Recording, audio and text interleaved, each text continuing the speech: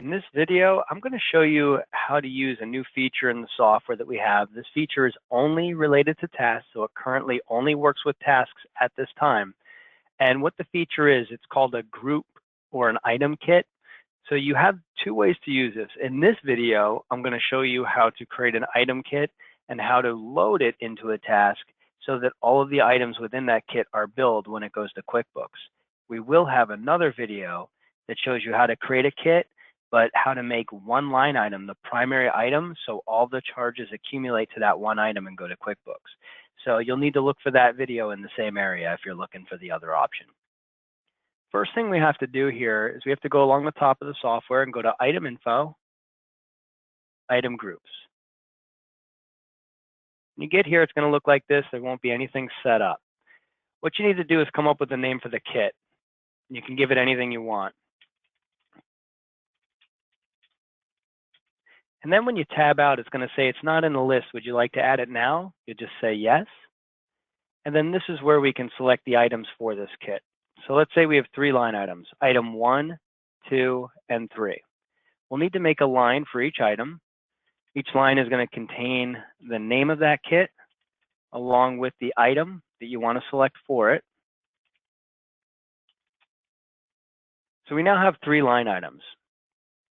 In order to have the system charge each line item with their quantity and charges when it goes to QuickBooks, we want to go ahead and leave all these options to default. We can mess with the quantities if we want or the default pricing, but we do need these unchecked, so they need to be allowed to invoice, and we do not want anything selected here. So as of right now, we've created a kit that has 3 items. I'm not going to mess with the pricing. Well, we'll go ahead and mess with the pricing. Let's just change the price to 1 item.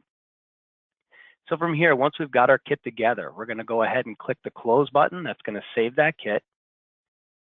And then this is how it gets used. When you create a task, we'll go ahead and hit task entry. And please keep in mind this option currently only works in tasks and it only works in the desktop as far as creating a kit and setting a kit up. You will be able to adjust the quantities on the website, but to create this kit and load a kit into a task, you must do it at the desktop level at this time. So let's go ahead and create a task here. Let's call this test. We're going to assign it to someone. So we have the main piece of the task created. What we have to do to load these items is click on the Line Items tab. And then right along the top, you have this Add a Group Item. This is for our kit. Here's the name of the kit that I made a few minutes ago. So we go ahead and select whichever kit we want. And you could change the quantity if you want, but most people are going to do only one set of each item. So you're just going to go ahead and click this little green plus sign. It's going to ask if you'd like to load it. Yes, we would. And then it's going to tell us we're successful. And you'll notice that the kit is now here. We have all 3 line items. They automatically loaded. Now, as you work this task, the quantities and the prices can be adjusted and changed either on the web or desktop side.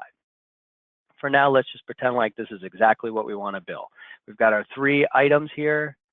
You've got your totals at the bottom, our tax. So from here, let's say that we've completed this task and we need to go ahead and invoice this task.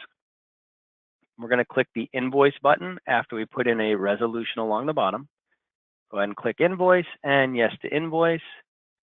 This will now show up in the software with those 3 items and all of the charges. You'll see them all here. From here, we can push to QuickBooks. So you want to review your invoices before you push to QuickBooks, and then you can hit the Post to QuickBooks button. The system will run for a moment, and then it'll tell you it's posted to QuickBooks.